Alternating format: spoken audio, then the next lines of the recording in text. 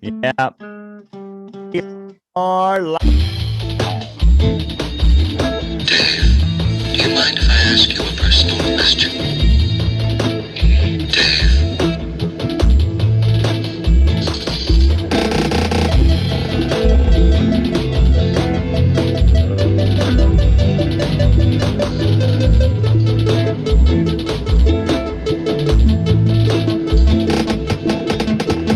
I've wondered whether you might be having some second thoughts about the mission. Dave, if I ask you a personal question?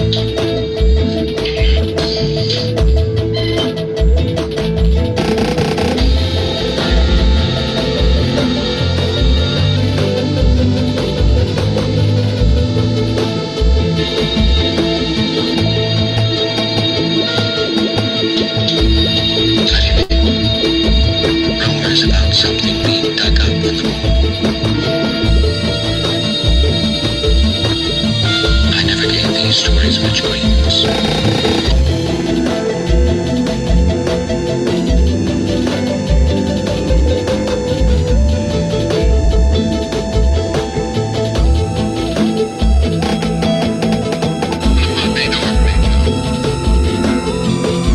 Open the pod bay doors, Phil.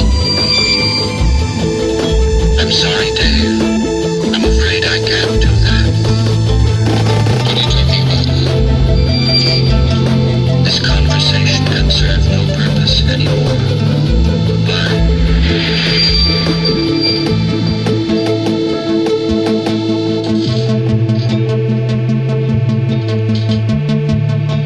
Dave, do you mind if I ask you a personal question?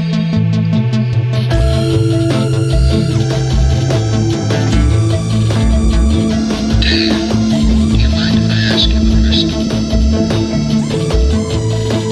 Dave.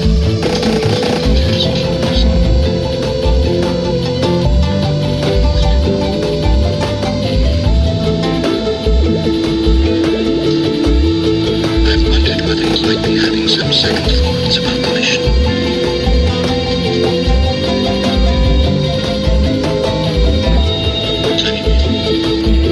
Rumors about something being dug up.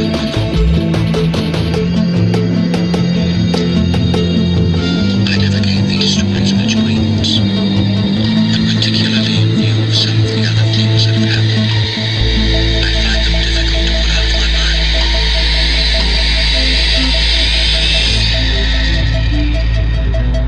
Open the pod bay doors, please, Phil. Open the pod bay doors, Phil. I'm sorry, Dave. I'm afraid I can't do that.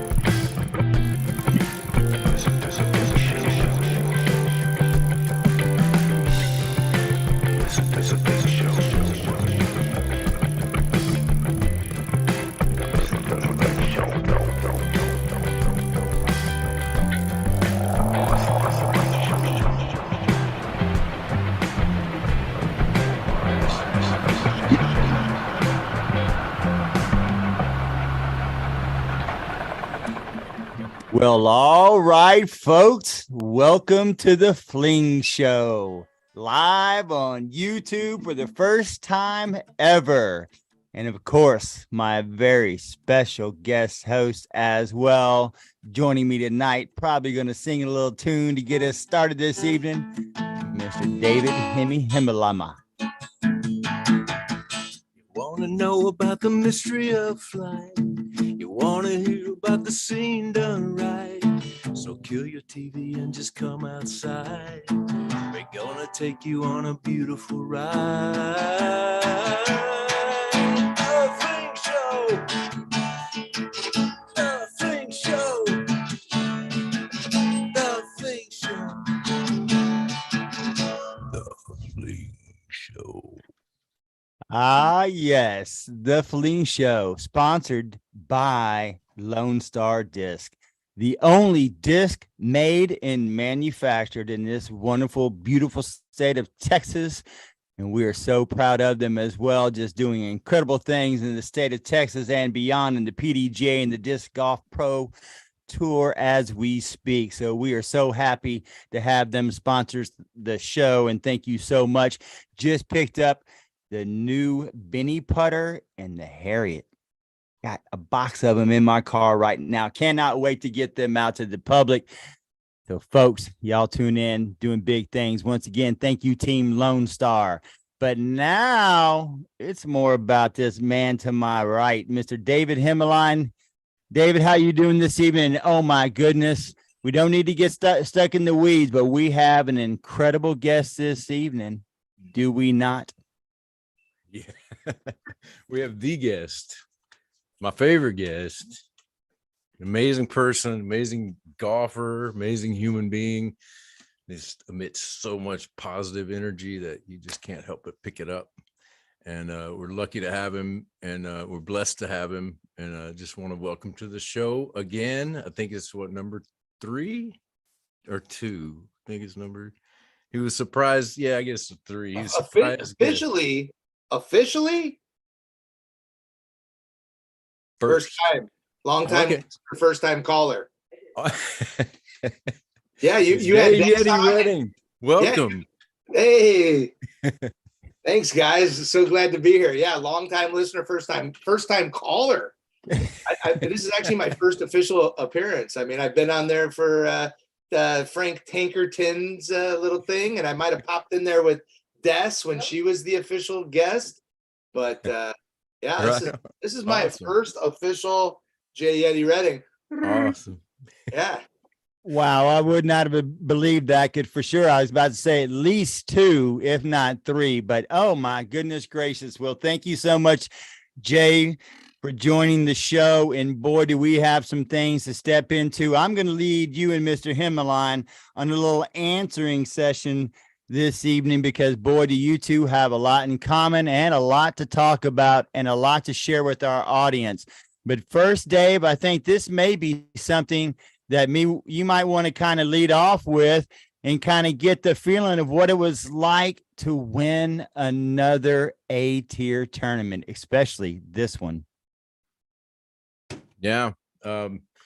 Congrats, Jay. It's great to see you up there on top at one of my favorite. I wish I could have been able to play, but I was there, and I was driving around the little courtesy car, and so I got to tune in, and thankfully for all the coverage that's out there. You can just kind of watch what's going on and kind of put in your own little imagination about it. But to see you up there and mopping up that field and doing your thing is great, and it's such an honor to have you represent Texas and being the great Texas golfer. But congratulations on that one. Really, I want to pick your brain about that. We'll get to that in a minute, but yeah, welcome. Yeah, cheers. I appreciate it, man. I mean, Hemi and I go way back. I mean, I'm originally from Iowa. I'm a transplant, as a lot of those things go. I got here as fast as I can, but no, it really was a life career choice to where Des and I were, getting good enough at disc golf. It was like, hey babe, I think we can like give this a real go. There's not a lot of money in the sport right now, but we got into this sport because of the game itself, this fun activity that we found during the real difficult rigors of being a student athlete. Both of us were Division I scholarship athletes at the University of Northern Iowa. Des played softball, I played football. And when this game was brought forward to us, little did we know that we were walking into disc golf history in 1992. And the first course that we played was Tourist Park, which in the end, nowadays, this course was built for midnight flyers. It was built for Frisbees. And that's actually what we had, a non-football player came over to our house that we lived in, a 2-story, 8 football players all living in this one house. I mean, we threw parties to pay for our electricity bill and our utilities and everything else. And, one of our non-football player buddies comes over and he's like, oh my gosh, I just found this incredible game in town. Like, who has a Frisbee? Frisbee? Well, we all had a Frisbee. So down to Tourist Park in Cedar Falls, Iowa. This course was built in 1978. It's the third oldest existing course left in America.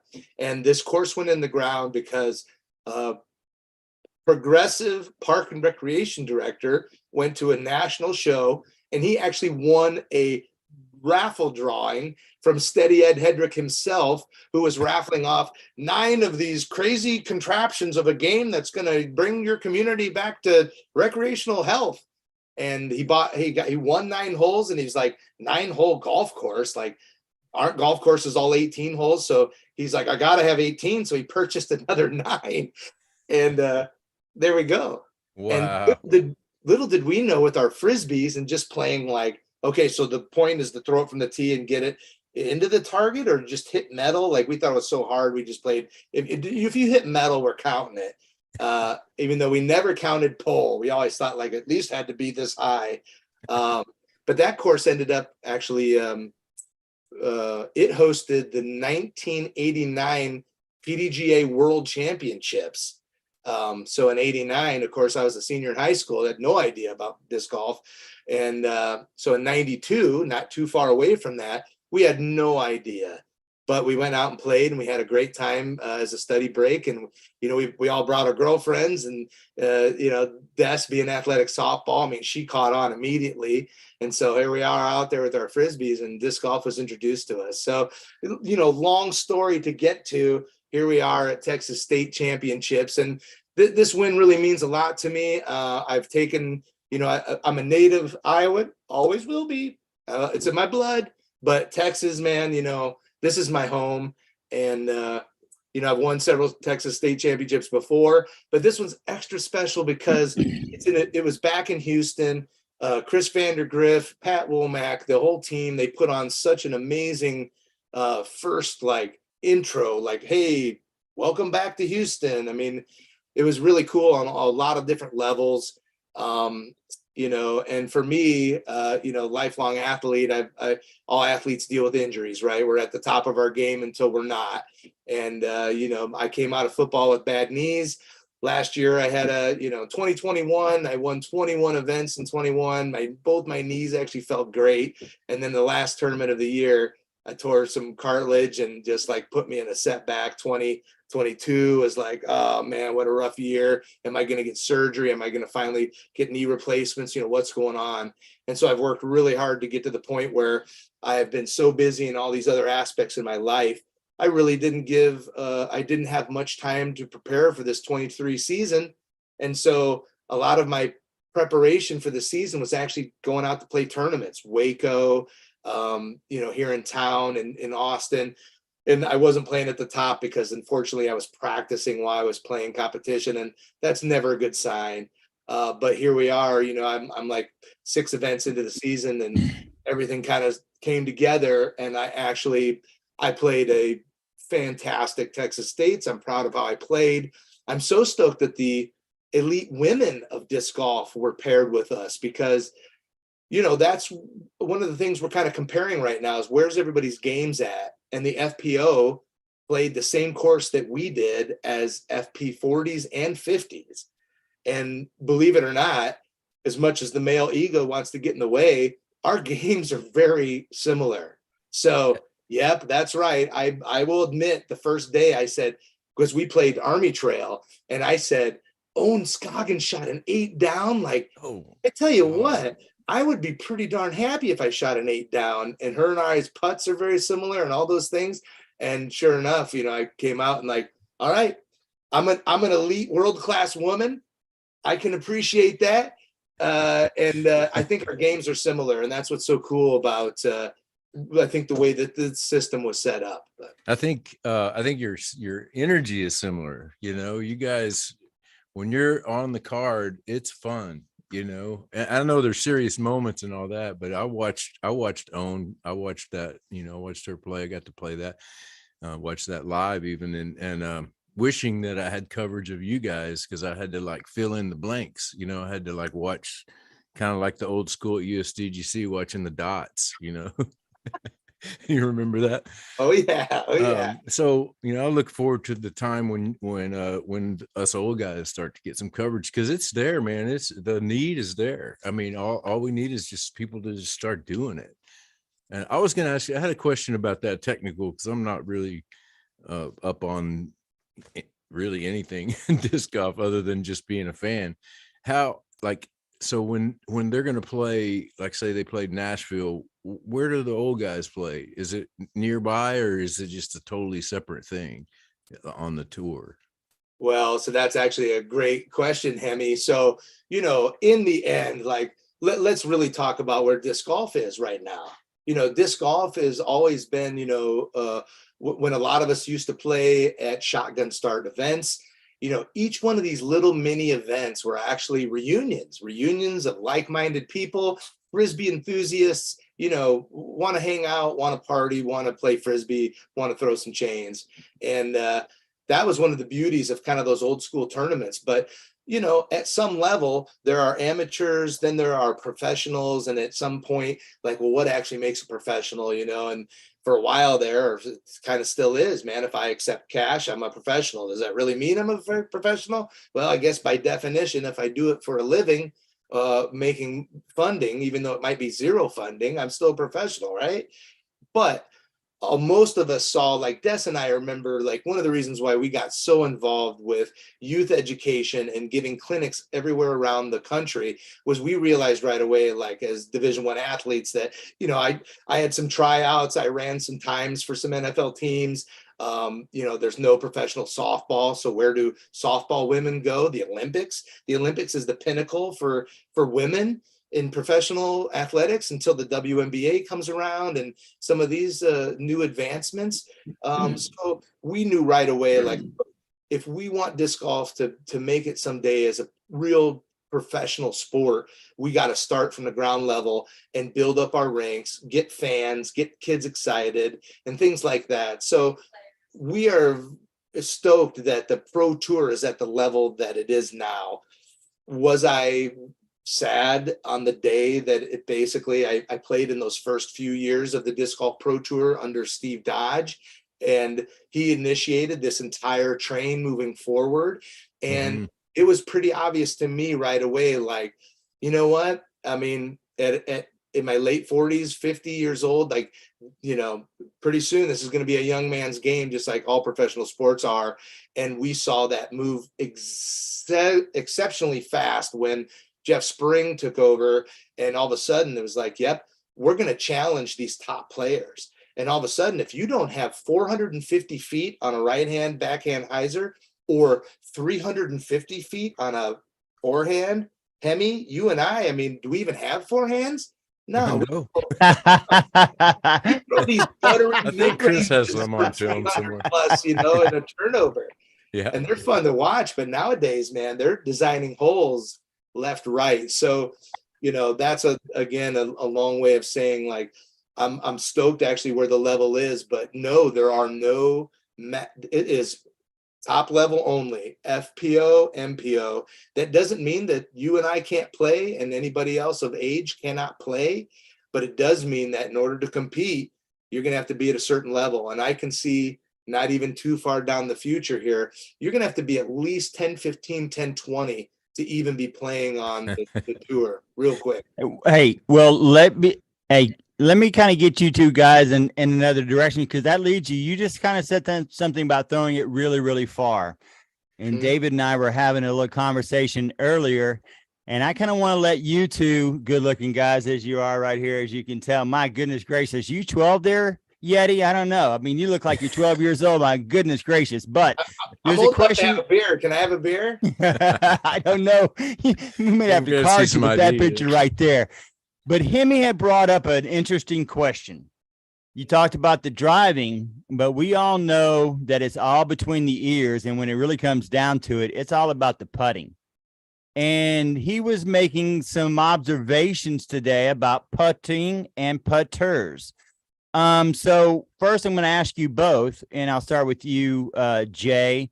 Pitch putt versus spin putt. What do you think are the pros and cons of the shot?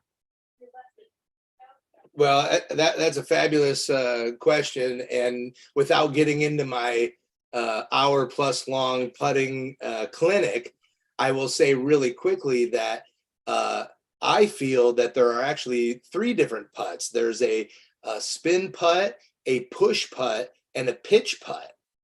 And all three of them have their own advantages and disadvantages. And so then it's a matter, and there's world champions that have done all three exclusively.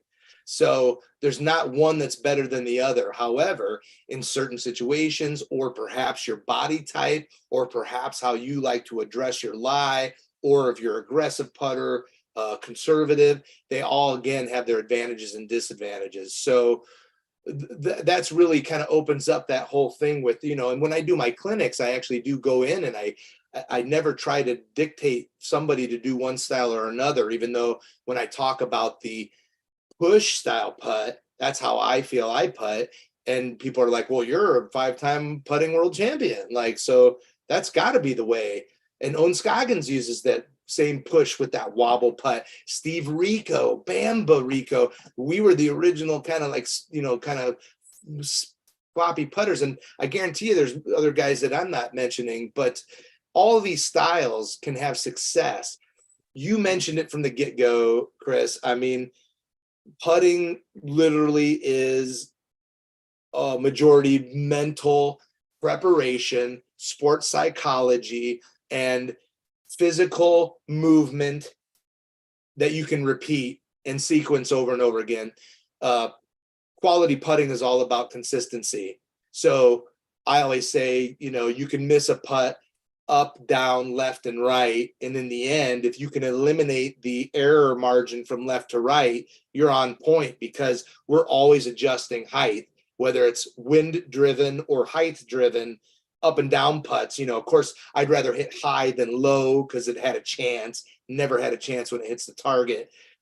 So that's where those variables come in. So depending on your style or, that advantage that you want over the disadvantage, that's kind of, and you can poke another question in there, but couple of things about that I have a question. And if you're a viewer, if you're watching, you can get on Jay Yeti's site and you can find all the information about how to putt. You can go to his his workshops, whatever, you can find out from him. And there's probably something out there where you can explain this, but what is a push putt? So push as putt, compared to a spin putt? Yeah, first I just got a quick message, like people are having a hard time finding the show. So where people are like, where can we find this? It's on right now. So where do I send them?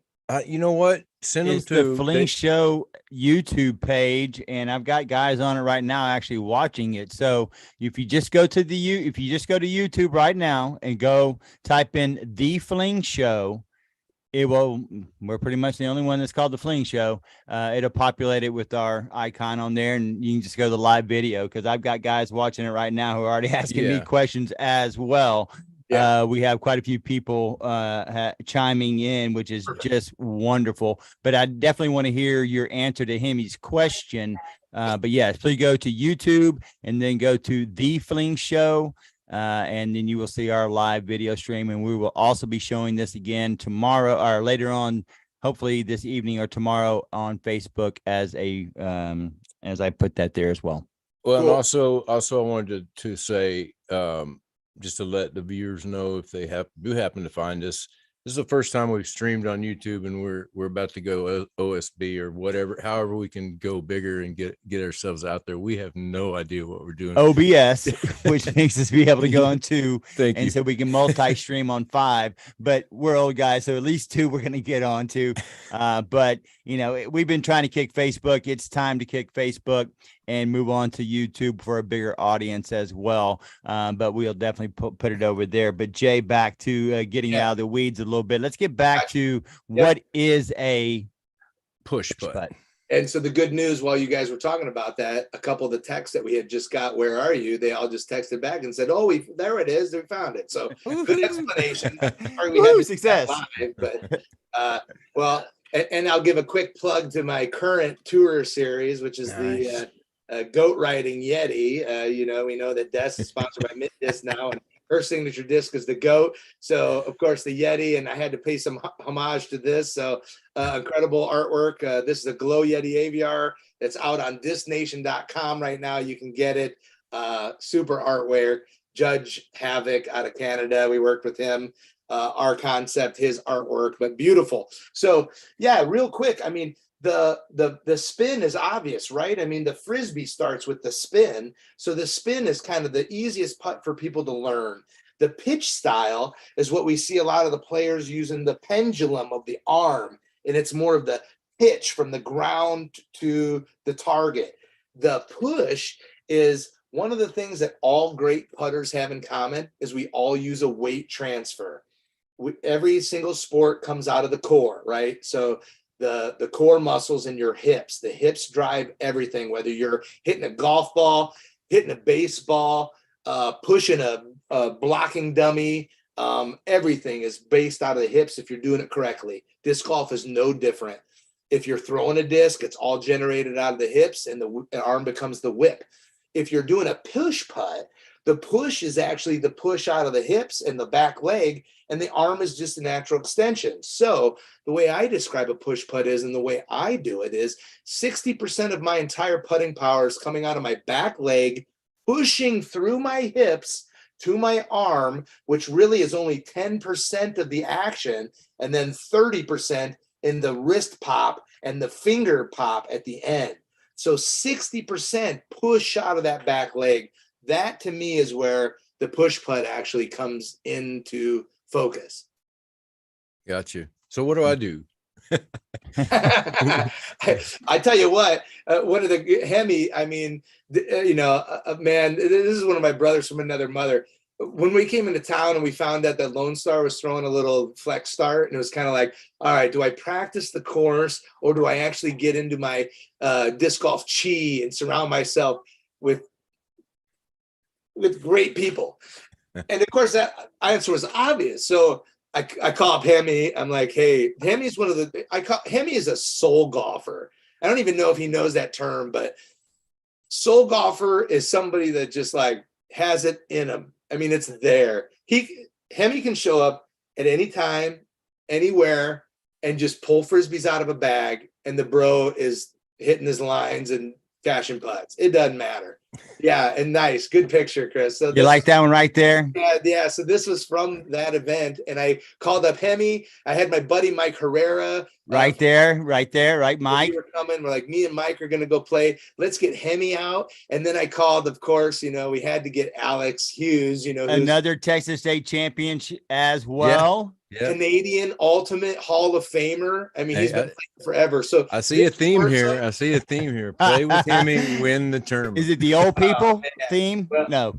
It was just so fun. And what kind of putter is Hemi? Hemi is the kind of putter that I told Mike, I was like, watch Hemi when he putts, like he's going to get into some situations and watch how he gets himself out of it. And sure enough, at one point he's doing a patent pending, he's looking down the fairway. It seems improbable. There it goes into the chains, like he's been doing it for days upon days, getting ready for that event. And apparently I didn't even know this, but Hemi, you hadn't even played for a minute at that point. Been a while. I haven't even putted. That does not matter very often. But with Hemi, here's another question we had one from one of our audience members is, and I know this is very Hemi uses this as well, is do you use meditation or visualization to help you during your round? Sign, trying is finding balance. Trying to find balance. Yeah. Personally, meditation, probably wish I did it more. I'm a little ADHD, so meditating for a time like that becomes a little bit tough. However, the second part of that question was was it routine or was it Visualization. visualization? Thank you. That part of it, man, I am all about that, both routine and visualization. So, you know, I'm a K through 12 physical educator, but I've got a coaching minor and a kinesiology specialist. And part of kinesiology and sports psychology, as they come together, is all about these type of things. And it's for real. I mean, I always equate the putt to a free throw. The putt inside the 10-meter circle is like a free throw in basketball. I mean, this should be inside 10 meters, which is our tight green. It should be a gimme technical, but it's not, because there are so many variables. It could be wind. It could be outer space noises. It could be inner space noises. So we want to know how to calm our inner space, and we want to know how to deal with the outer space and how to calm that. So that is a ton to do with visualization. I'm always making sure in putting for me, there's only two choices: red light, green light. That's it. There is no yellow. If it's yellow, I will step out of the box and figure out why it's yellow. Maybe it's a fire engine, maybe it's somebody moving. I will assess that. Then I'll get back in what I call the business box, and it's either red or green. And then it's easy. Green, I'm making it. Red, I'm laying up and moving on to the next hole. It's literally that easy. And but it does take a lot of time to get to the other aspects of the visualization and things like that. So 100% anything you can do. I always say the three quickest way to probably improve your disc golf game: play catch with a friend, actually with a putter, you know, and be serious about it. Make a target for them. Stand and take your stance and really concentrate on hitting them in the breadbasket. Two would be like anything you can do balance. So balancing, skateboarders, mountain bikers, snowboarders, those guys always naturally have some balance. But if you don't do those aspects, go out and close your eyes and stand on one foot for a minute or five. It's funny you said that about balance, because that's what turned me on to yoga, was the Wii Sport. It had the little board, Wii Fit. It was called. It had a little balance board, and it showed you your center, you know, like a little dot. And I was like, whoa, I've got this thing, you know, I've got this energy that flows around, and that's a great point. Balance is what it's all about. I've had rounds with you. I think it was Spring Valley, where my balance was out of whack, and you called me out on some foot fault issues. And so I went right into a straddle the rest of the round, and the straddle worked. First of all, it got to me where I wasn't inching my foot toward, you know, and that's balance. You know, I'm off balance when that happens. When your foot's sliding over your mini, you're off balance. Yeah. But I wanted to ask you about this concept, which I love, and I've always used it when I was playing really well and putting a lot. Tank turned me onto it. It's something that he said on a message board back before social media even. And he said how to practice putting. It's not about practice. How did he say it? I'm gonna butcher it, but I'll get close. It's not about the hold on a second. My dog's distracting me. Going nuts in there. You don't practice the shots, you practice the moments. And so like when I learned that, I was like, yes. And so what I would do is every time I threw a putt, it didn't matter if I was practicing or if I was on the course or if I was warming up, I would visualize a moment. And that moment could be anything. It could be, okay, routine birdie, you know, but I'm always putting myself in that moment, and I picture people watching and you know, people that I might be competing against. And so don't practice the shot, practice the moment. I love that. What do you think of that? Oh man, I mean, fantastic concept. And we don't have to look any farther than one of probably the modern greatest moment in disc golf ever, which was James Conrad. Yes. So you better believe that James didn't go to that spot and sit there, go like, me, you know, I might be here. Maybe I should throw this shot. What James did was James practiced like, look, what if it comes down to me having to clutch something, and how do I deal with all the energy and everything like that? And James is also, he's got that soul golfer in him too. Yeah. And so by him being able to completely hone into himself, push out the crowd, push out the moment as far as the pressure goes, and just perform. That you hit I've got chills right now because I had this concept or this phrase that popped into my head. He pulled us into his imagination. He did that. I was watching it live on TV when it happened, and everybody, and even still just playing back, I drive Uber, I'll tell them the first thing I'd say if they've never heard of disc golf, just YouTube the holy shot, YouTube that, and you'll see what disc golf is. And it's yeah. But Hey. you know what I mean? That was his imagination when he was a kid. That's what he dreamed of, and he brought us into it. It's beautiful. I mean, elevate your mind. I mean, that's a disc golf shirt, is that not? Yeah, this is my friend. This is my friend Eric. Turned me on at Texas State's. He gave me this shirt. He's like, "You need to wear that." And so when Chris did all this Buddha crap, Buddha memes, well, like, that kind of leads us perfectly into this segue from the next question from our audience to both of you is, how do you overcome those tournament jitters on that first shot or that first putt inside 20? It's kind of like my grandma used to say, if you could figure out how to grow hair, son, you'd be a millionaire. Well, I'm going to ask you both. If you could figure out either one of these two, you might just be a millionaire, because it's amazing how many golfers will talk about that jitter. And also that, like you just mentioned, Yeti, that first inside 10, 20-foot putt, that it should be a give me at this level. Can you kind of speak to that? I mean, I can. If I had a magic paragraph, I would sell it for, like you said, $1 million. However, I have done enough of just, again, sports psychology study that if you talk to any actor, performer, Broadway, local theater, athlete, I mean, we have things in common. And those things in common are exactly what you're talking about. This butterflies in the stomach, this jitter, this like anticipation. We used to have football players that we counted on these guys to either puke or go run and poop it out before the game starts. Amen to that. Oh, I had friends that like to throw up every time we played basketball, football, track meet. It didn't matter. If they had to go perform at the highest level, they had to go throw up first. Amazing. Yeah. So that actually all leads to that. So what all of these actors and everybody says, and top athletes everywhere, do you get nervous?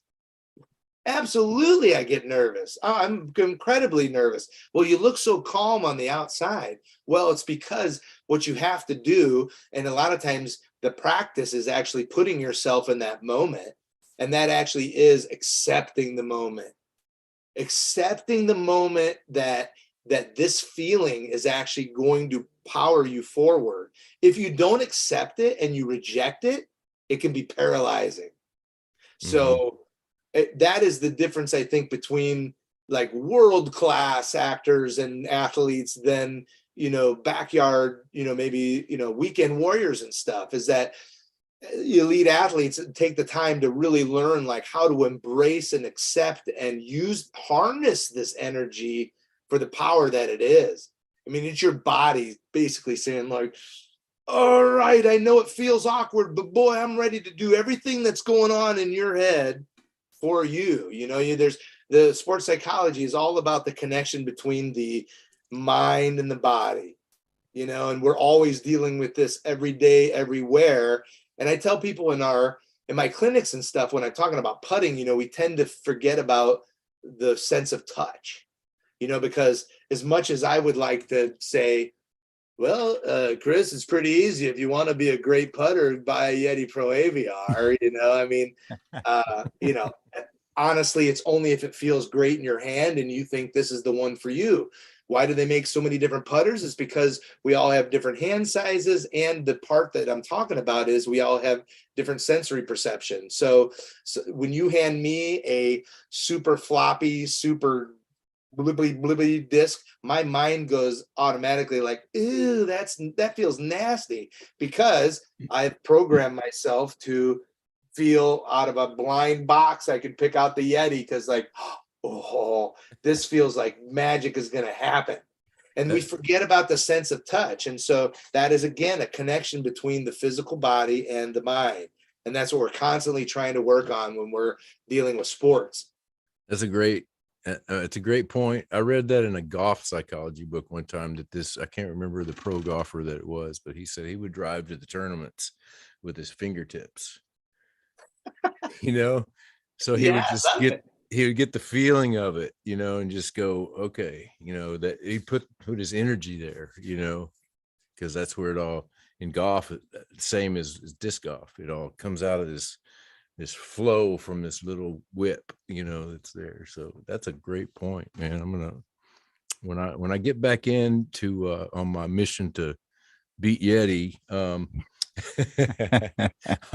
gonna take, that's one of my top notes right there. Don't forget the feel. Don't forget the feel. So how do you work on that? I mean, a lot of it has to do with breathing, you know, like accepting and, you know, bringing it in, you know, this air is good for what's going on and all this turmoil inside, you know, feeling it, accepting it.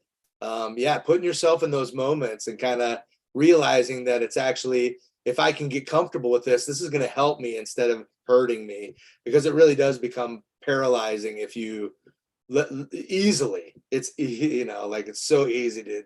Yeah, I guess that kind of leads to the last question. Well, not the last question we've had from our viewers, but one that we had earlier before you came on was, how do you take that hard work and practice to help you during your tournament play? And I guess we've kind of been speaking that a little bit. And of course, they signed this struggling putter, which tends to be the issue with most. But I mean, what are you working on? And what do you find yourself now? I mean, obviously at your age now, it's trying to repeat the same thing over and over and be successful at it. But what are you really trying to work on that you know that it's going to help you transfer to the next tournament that you play? Yeah, well, sorry, Chris, but I hate to burst your bubble, but I'm not dealing with that just because of my age. Everybody's dealing with that. How do we take what we practice and put it into the tournament?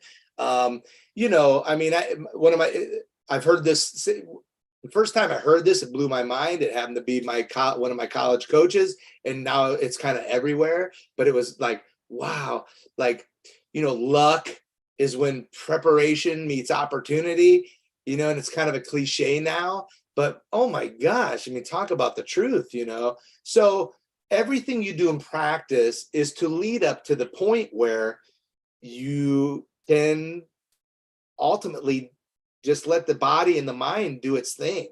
You've worked on the shots, the putting again, repeat motions that are over and over again. And when you get into the moment, the less you can think about it besides green light, red light, the more you just let your body do its thing. You always hear about a lot of disc golf now, Macbeth and others, and some of these guys are talking about the zone. You know, the zone really is that incredible moments where all of this practice and studying of the course and things like that, when you're presented with, okay, 450 feet, dog leg to the right, slight tree, you know, this all of a sudden clicks and your body's like, I just heard what your mind said and I got you, bro. You know, so it's like it is this Zen kind of a magical feeling and moment, but you got to work hard to it, right? And that's why they say 10,000 hours to be an expert at whatever, because I like to talk about carpentry when I'm talking about the putt. You know, myself, yep, I can build stuff, but when I'm hammering, I pretty much, you know, grab that nail and I sit there and like, oh boy, don't hit my thumb. You know, meanwhile, you see a master craftsman and they're standing on a, you know, second story level and they're ordering lunch over here while they're just pounding nails, you know, because why? They've done this 10,000 hours, or they've, you know, I mean, it's the Zen, it's their Zen, you know, so it is something, you know, it's very there. It just, again, you know, dedicate to the game. I'll give a tip too of like putting in your backyard. Nowadays, everybody has targets. What an incredible thing. You can have practice in your backyard, quality practice. But your mind also, even though the subconscious is building parameters. So if you putt with a fence, if you putt with that car sitting right there by the target, then it builds that. And so when you basement, you know, yeah, basement, out in Iowa, 100% basement. Yeah. I putted in a basement one winter down a corridor, and anytime I came up to a corridor putt between trees, money. But when I came out to the big spatial putts, where my mind was like, where's the wall? Where's the fence? Where's the car? Even I've though been it's there. not, yeah, it's not computing, but your subconscious, you know, I mean, there's so many thoughts going up here that we're not even aware of.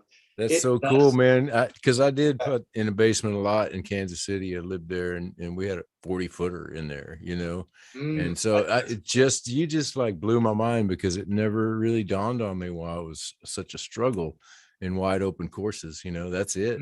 You know, you got to remove those walls. You got to practice what you're going to play for sure. That's especially when you're hammering it over and over and over, which is what you do in a basement, you know. Well, that's like basketball as well. It's like when you So play outdoors and you have the wind, or you play inside of a gymnasium, and like you just said, it's a little more tunneled. And then for those of us who've had the opportunity to play in coliseums where there's a 5,000, 10,000 seated stadium, that basket looks completely different because your depth perception is completely different than when you grew up shooting in your backyard on your driveway, hitting free throws. I mean, it definitely translates, and I can see that. That's a great assessment. Yeah. So would you that.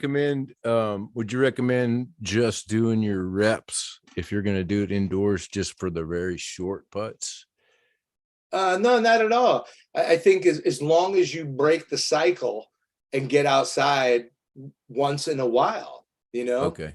If you're putting 3 times a week, make one of them somewhere else. Okay. It's good advice. Yeah. Mhm. Hey, Hemi had brought up something also a little earlier in our discussion this afternoon about the amazing putters from freaking Iowa. What is in the water with all of the amazing putters that come from Iowa, or at least the Midwest, because you got Tank over there from Nebraska as well. Can you kind of speak to what's going on up there from us? It's the corn. That's it. Next segment. It's the corn. We're moving on. Corn. Okay, well, Get you there's some- something else get I you some had, and I corn gotta now. find it. Where can I find it? I can't find it. I'll find it in a second. Anyway, go Yeah, ahead. Oh, yeah. that's it. No, that's not it. Anyway, yeah, I think you know what. We might as well get into this right now. Since there it is, right there. Okay, Hemi pointed out something on this little image that I made for you. Can you note some kind of similarity of the putters on this cup? Similarity. Yeah, about what do you see on this cup that all those winners have as far as their putting? I mean, they're all except for the ballers. bottom one. I'll start with they're all ballers, that's for sure. Except for the bottom one, or except for Doss. Except for Doss. Okay, Yeah. right there. I want everybody else to be able to see it so you can kind of think about it while they're looking at it, because now they're seeing the full view of it. Felberg. Those three. They were the only 3 winners of the USDGC up until 07 or 08 when Nate won it. Oh yeah, top of the game, these guys for sure. Ken is a more of a pitch style putter. Barry Schultz from the ground pitch style, but a straddle. Feldy, he does a lot of, I mean, he's almost what they call a spush putter. It's kind of a spin. It's kind of a push. He's got a very unique kind of a style there. And Nate, I kind of forget Nate's, I used to think he was a spin putter, but I think he's just, I'm going to give him a spin putter with a slight anhyzer. So, All right, Hemi. So what were Yeah. your thoughts on Okay, that so cup? yeah, so it was, again, we're talking Tank again. He made the comment way back in the day that only nose down pitch putters have won that championship. And at the time, Ken and Barry for sure, I call it the apex putt. They would hit a pocket and the disc would be directed down so that it always finished out 10 feet from the basket. It's almost like they were saving strokes and they developed a deadly putt. And I know Felberg had all kinds of putts. I mean, he probably had 10 different styles of putts that he could use. But it yes. seemed like to me, and just watching Ken and Barry, it seemed like they would get stuck on the pitch putt. And then when they get in really windy situations, I feel like I would have a leg up on them. Like I played against Barry and out in Emporia, when the wind would get up, and I always thought, okay, I got him, Well, because he yeah. relied on that apex a lot, and you can't do that in the wind. You got to spin it, or it helps to spin it. And of And course, Tankerton would say that because he was one of the most highest profile nose yeah, down. And in fact, I do say in my clinics, one of the absolute positives to being a pitch putter is that the disc tends to be a nose down driven disc. So the nose does drive down into either the chains or the bottom of the target. As a push putter, one of the positives is it doesn't have a lot of spin. So when it gets to where its target is, it's in. Right. I don't have a lot of cut throughs and things going on with action and energy. But one of the negatives is it doesn't have a lot of spin. So yeah, when it does get windy, somebody like me as a push putter, I actually have to revert and turn into a spin putter. yeah, So what you're saying is actually absolute. Whereas the pitch putter can, with the pitch putter with enough kind of wrist pop, can also penetrate windy situations. It just the negative to the pitch putter is height variance. Think about Barry Schultz. He goes from down at touching almost the ground to releasing the disc above his eyebrows.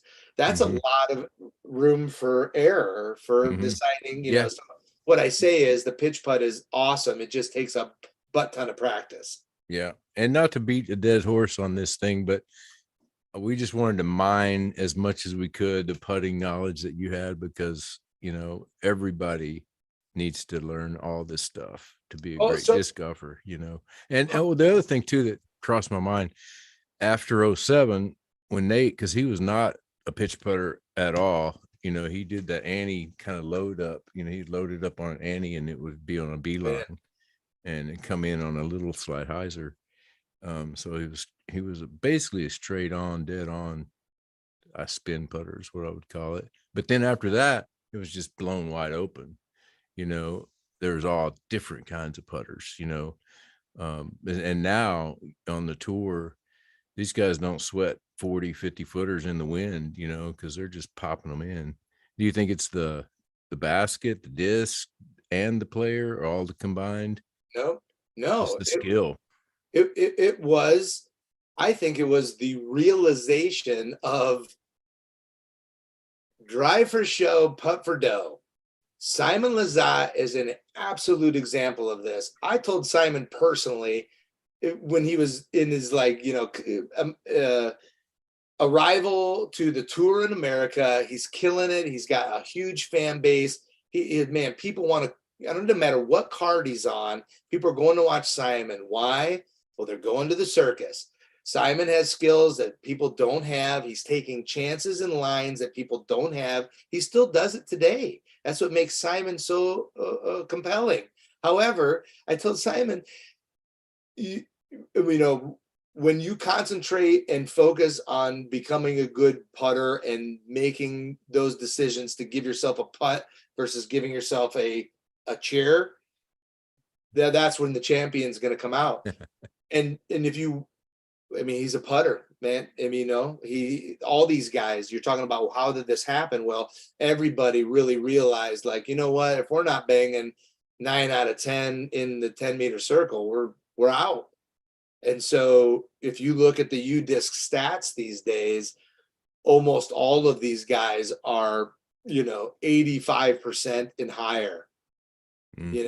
and that's where the game has evolved. So now it's, and somebody like me that's never been a long ball thrower, I've always relied on the short game. I always say having a huge crushing long drive is an incredible asset. It's only one part of the game. It's not the game, it's one part of it. What it does for you for benefit, it gives you more opportunities to putt. So if Mhm. you have these opportunities and you can't cash them in, then you're not going to be as successful as somebody like me who doesn't have these opportunities, and I play conservative to the holes that I know that I'm going to have a chance on, and then I'm hitting them because I know I'm 100% on the putt. So that's what I think. I think these guys are now taking advantage of being able to complete the putt, of the chance that they took for the opportunity that their drive gave them. And the reality of it is, somebody who's taken on putting, I did that back in Kansas City days, where I'm going to get serious about this. I'm going to actually figure this stuff out. The learning curve's pretty good, especially compared to ball golf, because you could putt your whole life and still suck in golf and stick golf, but because it's so, I don't know, there's so many more technicalities to it, I think. And I think in disc golf, you're just repeating that motion. And I think it's easier to teach that motion, and I think it's easier to perform that motion if you just put it into play. And with the, like we said earlier, with the right mindset, with the I'm in a moment, I'm not just throwing a shot. Mm. I really think that's really valuable, because then you start to create those moments, But that leads me to another question I had about how the sport looks. Do you watch a lot of disc golf, like coverage? Yeah, I hope I'm playing, and Yeah, if I'm but I playing, mean, after the fact, do you visually kind of like break it down and kind of watch around, or do you do the post production stuff or anything? I've been an athlete since I was a kid. I've been a sports fan since I was a kid. I'm all about live sports. If I Yeah, if I already know the outcome, it's over. Even if I don't know the outcome and it already happened, yeah. I'm a little kind of, so I hope I'm playing that weekend. But if I'm not playing, and there actually is quite a few weekends now where I'm actually doing some housework or some other things, I absolutely love to watch the Disc Golf Network and live coverage. I'm totally in the moment. Yeah, I'm the same way. I'm dead. There's no way I'll watch an event if I already know the outcome, unless I'm just like, studying something, or going into it that way. But my question was, how, like, visually, how does it look to you? Because I made a post and I was just trying to get people to talk about it. I made the comment, live disc golf is boring, and the comment, I made that because um and I guess I should have directed it more towards ball golf courses, and that kind of like bomber mentality, and throwing 500 or 500-foot shots in a row to get a 1100-foot birdie or whatever, from a viewer standpoint, and even for me who knows the sport, it just doesn't look as good to me as, like, where was the one James Conrad won that course, when he threw that shot in. That course was, like, to me, that was really exciting, even though some of the holes were quirky. And then again, on, like, watching the pro players last weekend, I really loved the little 270-foot, and also Vandegrift's design of the little 270 300-footers. Visually, to me, it's fun to watch all four participants take a run at a shot that I could possibly hit. Yeah. And because it's different than just bombing 500-foot drive. I'm not going to do that, not even with a roller, and so it's not, I'll kind of lose my interest when it's stretched out into a par five. And I even heard Steve Dodge say there shouldn't be par fives in disc golf. What do you think of that? If I wrap my head around it real quick, I think par fives, for what the potential of the hole can bring to it, strategy wise, is absolutely that's fine. I think it really, just like in golf, I mean, I really do think you can only have at the maximum one par five per nine, and maybe even only one per entire course, especially if you're talking over 1,000 feet. So there's a couple things going on here. For the viewer, you know, if that's what we're targeting, right? I mean, the players are going to play whatever you put in front of them. The spectators on course actually have an advantage because they can look at a player guide, see it in front of them, ask questions. You're right there. If I'm being hand spooned a visual representation of the tournament, like watching the TV, whatever they want to give me, I'm forced to that perspective. They have to tell the story. So the flyby, the how this is this hole, this is what it looks like. The story of the hole will help me as a viewer wrap my head around what you're saying. Disc golf is boring.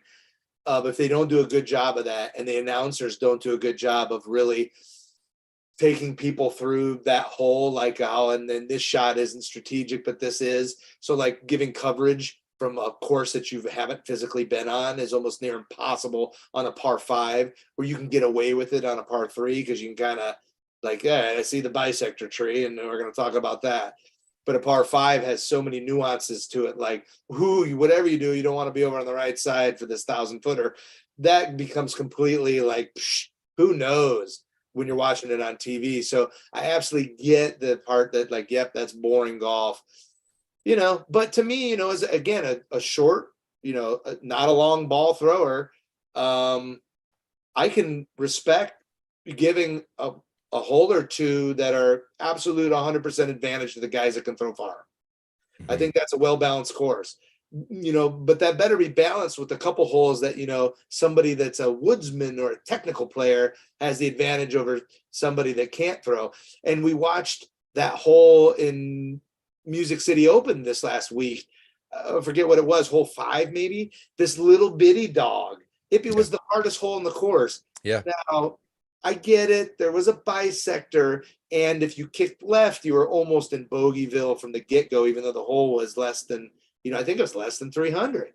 However, a guy like myself, man, I was kind of salivating on that because that's where I would have been standstill, fairway driver, and not afraid to throw it hard with a flex because I know it's going to come out at the end.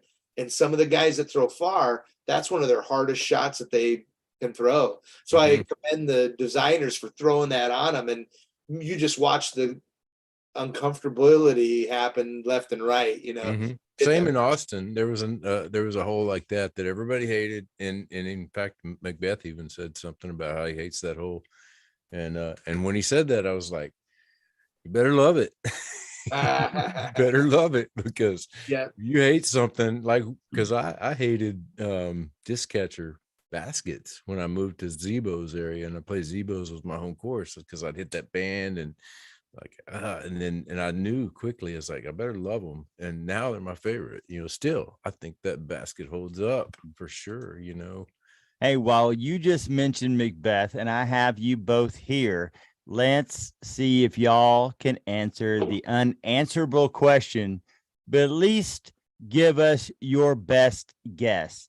And while I'm going to pose this question as you fill in the blank, I like one old and one current to go with the two that you see currently in this picture that I'm about to give you. Okay, so first thing off your mind, don't think too hard about it, but who are you adding to this picture? Man, who's first? Let's go with Jay. I need one old to go with Mr. Climo, which I think is an undeniable member of this Mount Rushmore. And I believe as far as the youngest generation Mount Rushmore player, I believe that Mr. Macbeth, too, is another member that is undeniable on this foursome here. So, Jay, if you could pick one contemporary to Macbeth and one contemporary to Climo, so we can give homage to both, who would you put on this unanswerable question, but who's Jay's Mount Rushmore? Yeah, Well, unfortunately, I'm not going to feed you much fodder here. I mean, you said it. It's unanswerable. You know, these are fun. These are fun little exercises and stuff. But I mean, literally, at this point in the game, you have already the two people that, you know, this is a two-headed monument, in my opinion, at this point. And there are unnameable golfers for the majority of your listeners and everybody that folks would like. Their stories untold, you know. I'm in the Texas Disc Golf Hall of Fame, and I am learning right now about players that have 3-digit PDGA numbers and even 2-digit PDGA numbers that, oh man, given some circumstances back then to now, they might be better than both of these guys. Yeah, You know, man. so if you're talking like what's happened already, I mean, you know, that's where it becomes shady, and it's like, yeah, I know it's fun, but Hemi, throw something out there if it's on your head. You took pretty much my words. I was going to phrase it like this, though. That monument was built like 200 years after those guys were around, so we're going to have to wait another 150 years. Okay, that's not going to work. You two need to come up with some answers, because if I'm going to come up with one, I'll come up with one with Climo. I'll put Barry Schultz up there. If you're going to ask me, after looking through the lineage of stuff and all the wins and all the who he played and all the second places that he came in, and I had to really go back and had to delve into some statistics, I'm going to say Schultz would be the person I'd put up with Climo. So, contemporary golfer. Are we putting Wysocki up there? Who are we putting up there with Macbeth right now that you have to say he deserves some homage as well? Because that's what this show is typically about, although this episode right here is not, is to bring light and shed light to those who need light shed upon them, because it has not been. So kind of what you just said, Yeti, needs to be answered here a little bit, is that we need to shed some light on those people. So let's make a choice. All right, those are good choices. I like it. You're not wrong. I mean, I made the choice. That's not a good choice. We're appointing you. No, you forget. You're the Dalai Himalama. You're the. And I got the Yeti Damas over there as well. I got Yeti Damas and the Dalai Himalama. We need to hear y'all's pontificating about who you believe, and it's all in fun, really. Yeah, I got those two. Seriously, I think Barry, it definitely needs a place, and then Wysocki, and then, you know, after a couple of years, we may chisel them out and put up Simon, you know, or because Simon, you know, he's a pretty healthy young guy. You know, he's not one of the young guns, but man, and Gannon and Eagle when he's on, you know, yeah. I mean, there's a ton of people you could put up there. No, how about you, Jay? No, exactly. I mean, it is. There's, you know, can we have to pick 4? I mean, can there be a bus? I mean, it's like, well, you have honorable mention. You have little statues at the bottom of the mountain. You know, there's always some lead up as you go. Yeah, I got the big mountain, and as you go, you got those ones who deserve to be mentioned above, right? Yeah. I mean, let's just. This is a Texas-based show. Let's just focus on Texas for a second. I mean, there are players that, you know. Does anybody know about Wingo? Does anybody know David Wingo? Does that name? Anybody know that name? No, exactly. So this cat, you know, it was a Frisbee head, but he was a Frisbee head with another couple Frisbee heads. And these guys went around and they just basically went to parks and they made up their own Frisbee golf courses anywhere they went. That light pole, par 3, they were like that old school with Frisbee. But then as soon as Frisbee got kind of like formulated into disc golf, these guys like, this is my sport, you know, this is where I'm going to excel at. And so, you know, somebody like that has won. I mean, he competed everywhere. And, you know, the cool thing about the Rose Bowl event was it brought together a lot of the Frisbee enthusiasts whose actual focus was disc golf. You know, you got to remember the Frisbee umbrella is massive, right? We've got Double Disc Court, who maybe actually hate freestyle, but it's still a Frisbee discipline. And then you got the freestyle guys that are like, oh, self-caught flight, that's not really my thing. But that's what's so beautiful. It's all with the Frisbee. So we're all in this thing together.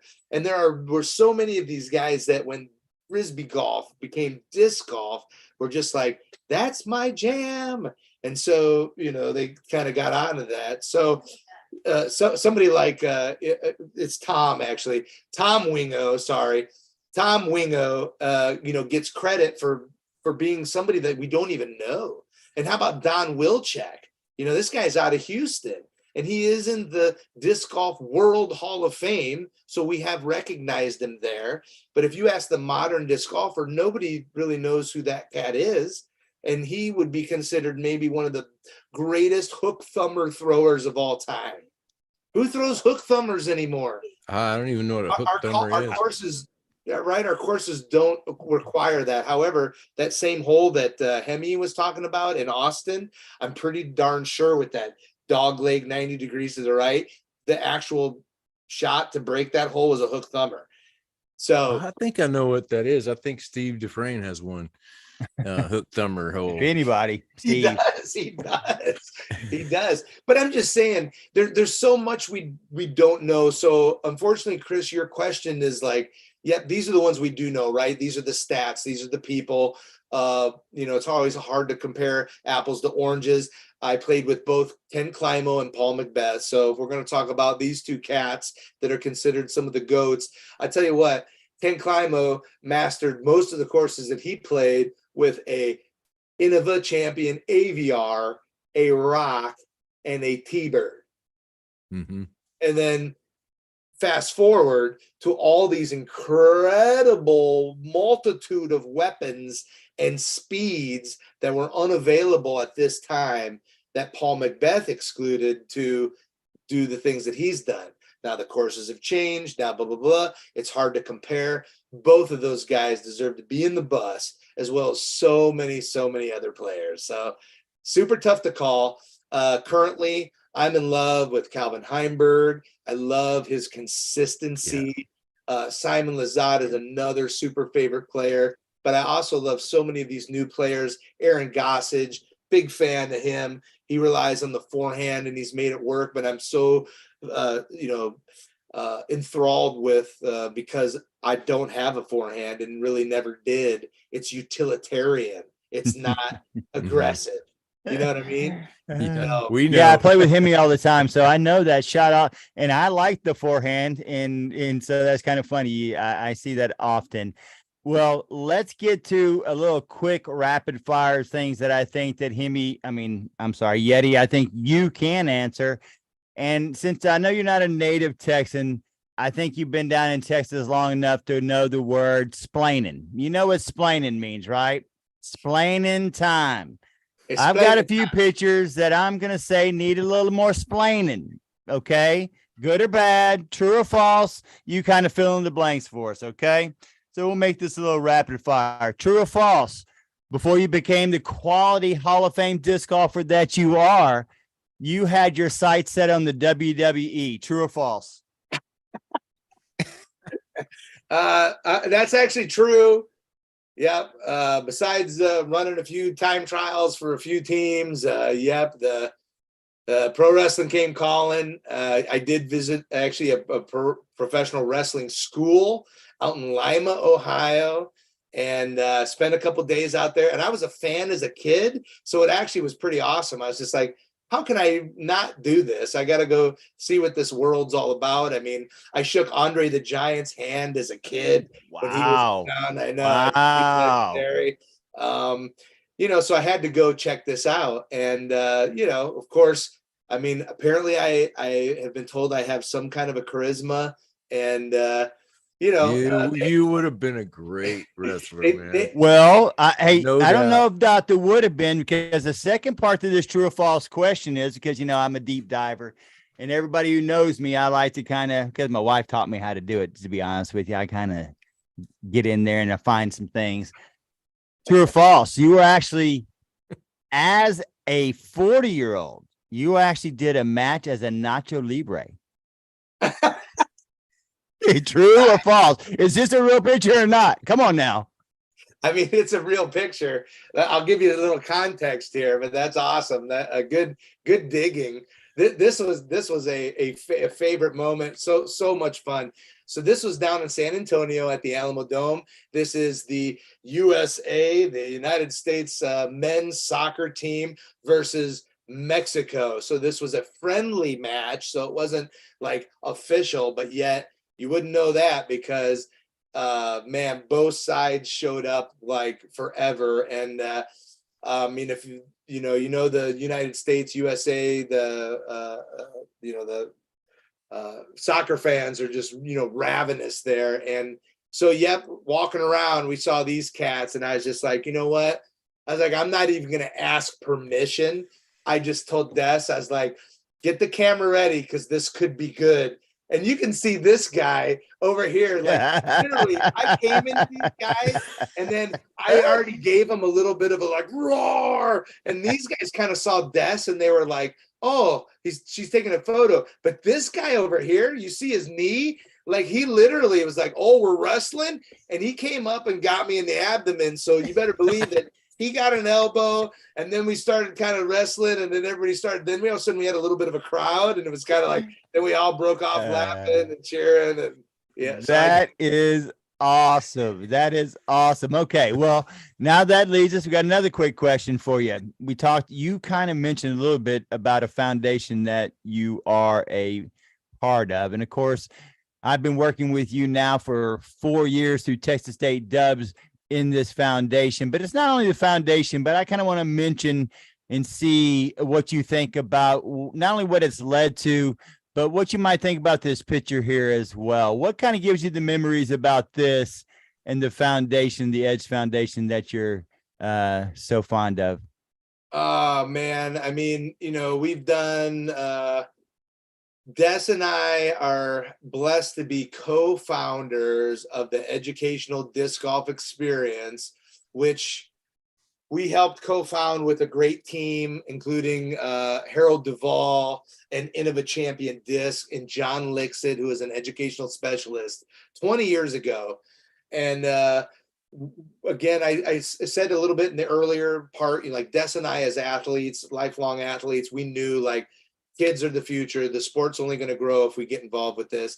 And it just so happened that Harold Duvall and Des Redding, who was the only woman that had qualified to be represented at the United States Disc Golf Championship back in 2002, was carded first round with, one of the CEOs of Innova, Harold Duvall, and they had a great round together. And Harold had been kind of having this formulation. It wasn't, I always say it's not an original idea, but it always takes a true leader to activate an idea. And Harold, who had already contacted John Lixit, who was an educational specialist, was kind of like, what are the chances of kind of getting something like this together? And then Des, who was Team Innova, and then, my background with education and Team Innova. And it was like, you know what? Is this possible? Can we do something like this? And so Edge was birthed, and it's been a long slog, I will say, because as a 501c3 charity, that means we're 100% publicly funded. And you would think that more people within disc golf we talk about it a lot. How do we grow the sport? Grow the sport. Well, you grow the sport by helping the groups that are actually doing it. And how do you help the groups that are doing it? Well, guess what? They need money. They need funding. The more funding that you can give a 501c3, and a 501c3 is actually government technical language for, we've got an eye on these guys, and they're going to do what they say they're going to do because they've got a mission, and we have approved their mission. And our mission is to perpetuate the great lifetime activity of disc golf by giving teachers and youth leaders the equipment and programming to teach disc golf safely and effectively. And that's our mission. And everything we do as Edge is always towards meeting that mission. And so every dollar that comes in goes to that mission. So, anybody that's listening, if you believe in this mission, you can always donations. This is PayPal, donations at edgediscgolf.org. 100% of that funds goes directly to helping Edge meet its mission. And we do get, random, it's awesome. We got some great supporters out there. I mean, Jomez Pro, I'm going to give them a huge shout out because they do a star frame initiative. Everybody, and when a group that they're filming, everybody gets a birdie star frame. They donate $25 to Edge. And so that's several $1,000s a year that comes in just from them.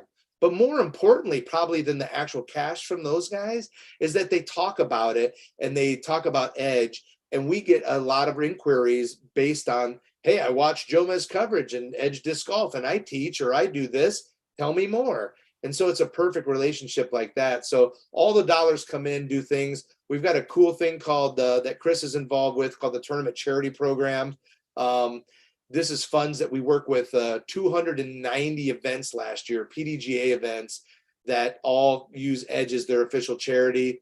They raise a donation, they give to Edge. We earmark that donation for the state that it was originated in. So somebody like a group like Mid-Range Monday that's based out of Austin, Texas, and has 3 different satellites in Burnett and in San Marcos and in Wells Branch, they all do a Mid-Range Monday where they show up and play a league with only mid-ranges, and a portion of everybody's entry goes to Edge. That fund stays in Texas, and we give grants when we meet Texas teachers when we go to the state physical education convention every year. We just got back from Seattle, so good timing. The National PE Conference was in Seattle. We had a great time. Desk came in. We've got a new employee, Jake Laputka, who was the amateur world champion for the PDGA and always trying to figure out how to grow the sport. So he was all enthusiastic. We hired him.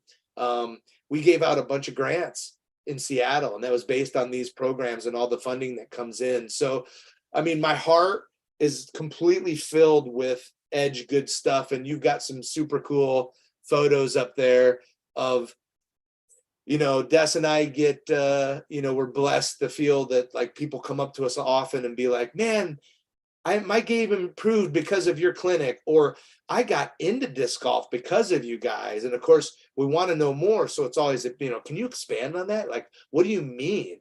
And now we've had at the amateur world championships, we have had people come up and say, you guys came and did a school assembly when I was an elementary kid.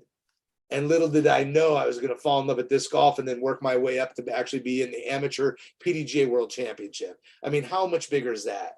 I mean, it's just unbelievable. Joey Tamale, who's on the Disc Golf Network and Jomez camera, he is a product of that. Let's see, Vic Allen, who works for the PDGA, he's a collegiate player that kind of jumped in through some of this. So yeah, we know Vic. Oh yeah.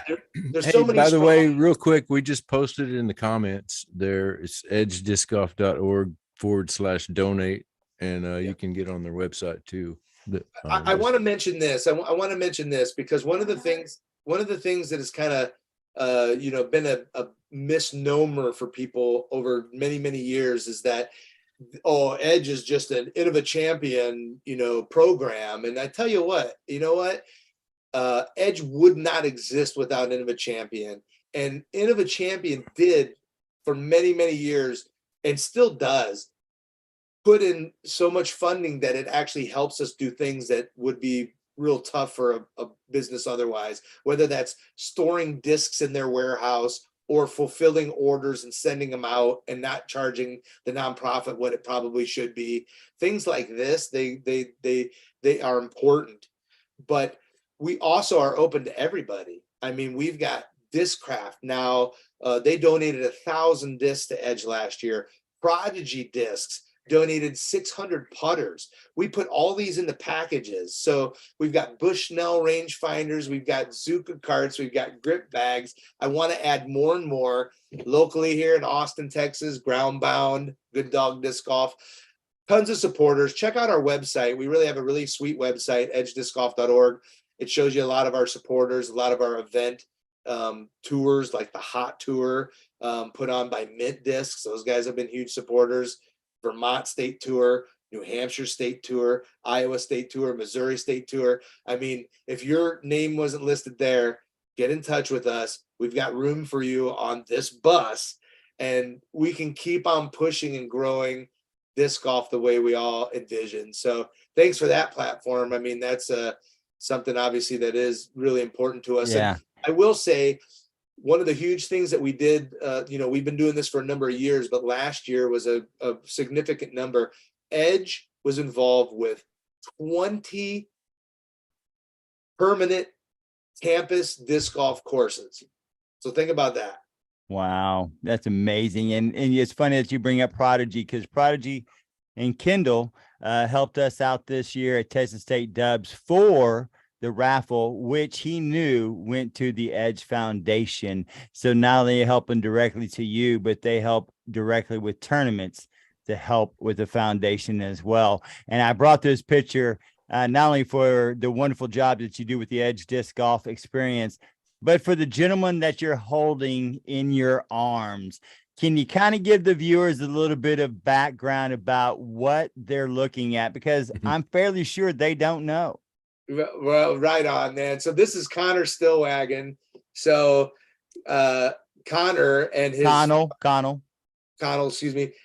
Connell Stillwagon and his father Matt, who in the picture on the right, where there's a very youthful Yeti, and very young Yeti right there. Yes, more youthful Connell.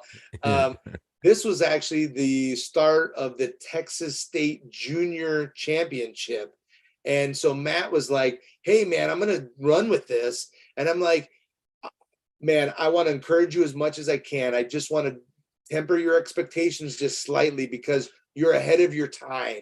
Like, this wave is coming. If you can wait 10, 12 years, not wait, but just 10 or 12 years from now, this thing's really going to be cooking. So you might have some lean years here in the beginning, and then fast forward, and here we are. This was at the Texas State Amateur Doubles Championship, and we did a photo of what we had did back then. So and he won that event as well.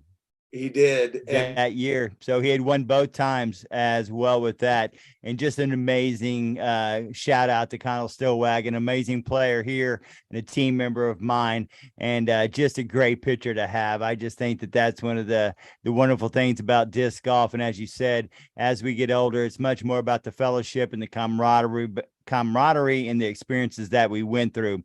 But I'd be remiss if I didn't have you explain one more thing. And I think in this, it's going to be one of those things that needs a lot of explaining, but we all understand. Can you tell me how important this person is to the success of one Mr. J. Yeti Redding? I mean, this life is a journey. It's got peaks, valleys, twists, turns, lefts, rights, all this stuff, spins, spirals, peaks. I mean, yeah. So this I think she's measuring my love right now. I'm measuring mine. Oh my God, my heart. Hey, Des. For everything that happened. Yeah, soul golf is the way it's at. I mean, we all started there. So you are tethered by measuring tape. Oh, 20 that is awesome, man. And y'all do not look a day older than this picture right here. I'm telling you right now, y'all look exactly the same.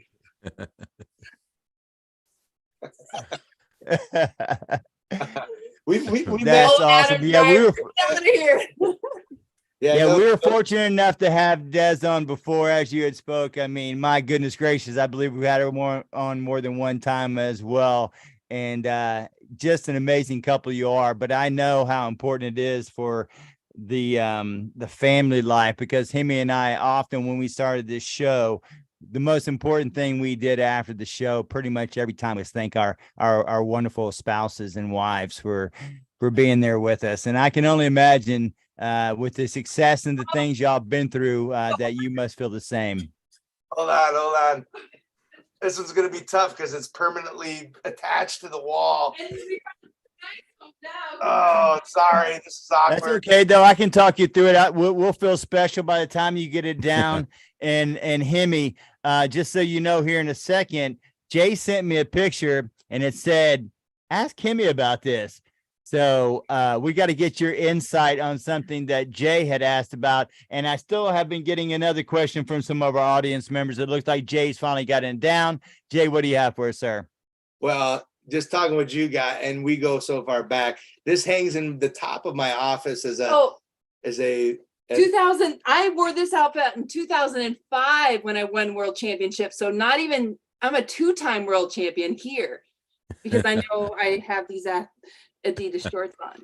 and I'm proudly wearing a Brian Mace man. Yeah, Mace man. But this is the David Hemmeline original right here.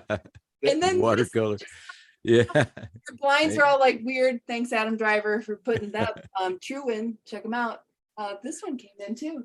Yeah. Then we got the. I love it, Hemi. We haven't got to even say thank you for this, but so it's hard to see, but that's nice that's a goat. upstairs.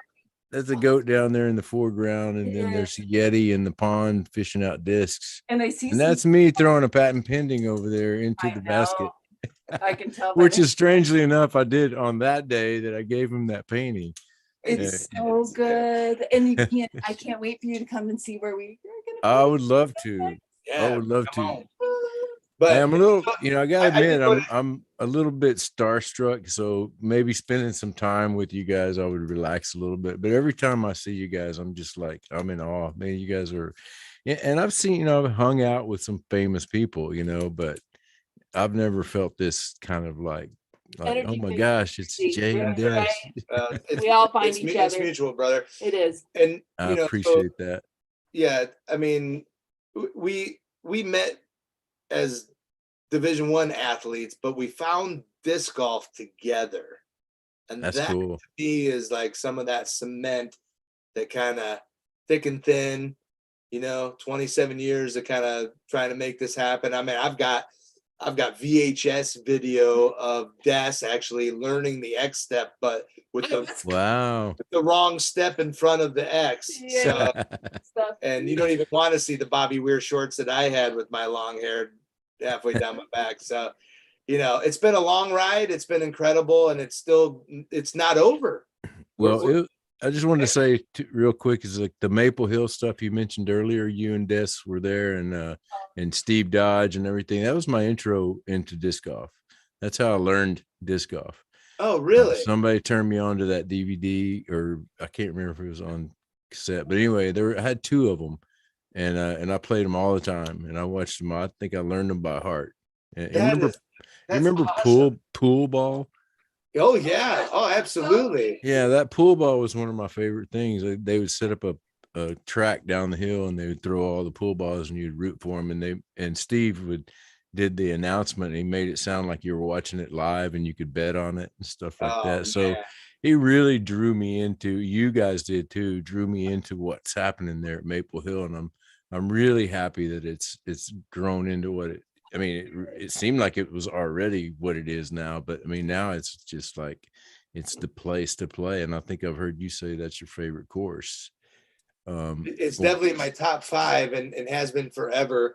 But I will say, what you got, Des? I don't see it. Well, I exited. I know what she's got. Hold on, let me set it. So, I did not know that about you, Hemi. No. So that even brings another chunk in here. So, knowing the power of disc golf and kind of what it has going for itself, and as much as Des and I wanted immediately, like, wow, I wish this was a pro level that we could actually get paid what we're worth and travel around based on our athletic ability and have a living. We knew there were so many other aspects for it, whether it was clinics or training or starting a foundation or all these different things. But we got a postcard in the mail, and this postcard invited us to. And I mailed postcards. We mailed the card, but I didn't. And this was kind of like, I mean, computers are around. Don't get me wrong, but this is a postcard. How often have you got a postcard lately? Never. Oh, it's been years. Yeah. So we got a postcard that said, "Come out to Massachusetts. We are going to put on an event like you've never known before, and look at this course." And then it showed this picture, right? So Is these this are what you're gonna in, show? yes, pool ball. Oh, And pool it's ball. fun and pool ball because that's what you're talking about. So here's our flip book of old disc golf, but here is Marshall Street I'm a fan. pool ball. Fantastic. So this Back when we were postcard. shaving heads, they were giving $1,000 skins to women. They actually paid the most I had ever had for any world championships or anything, you know. Nice. They were in Yeah. it. They were Gosh, man, I got So many levels. an invitation and didn't go. I had some, I don't remember what was going on, but I got into the tournament and then I felt like, you know, but you know, now I'm going to go just as a fan and maybe get a chance to play it. I want to man. see it, you know, I Go. want to see it before I die, you know, and Oh man, time's running out. Let's go together, man. Let's take a crew. Hey, Okay. let's bring the bus. Let's do it. Let's Is there do a it. Fling show bus. Hey, hey, there now should while be. we have y'all on this memory lane, Yeti sent a picture just before the show went live and I was able to download it. And he wanted to get Hemi's reaction and your thoughts on this. You ready, Hemi? Yep. What do you think about that one? What are your thoughts when you first see that, huh? Well, I'm not surprised, you know, that I mean, what do you say? You know, it's like, let's party. I'm ready. It definitely gets me in the mood for some beers. Let's throw some beer. I think I have that same exact bathrobe too. Oh, I thought you meant the wig that Dez is wearing. No. I think you have that one, is what I think. I have the wig. No. Hey, Jay, I did have one of the audience members who is actually watching this evening shout out and said, hey, what is, and I know this is sometimes another unanswerable question, what is your favorite tour win of all time?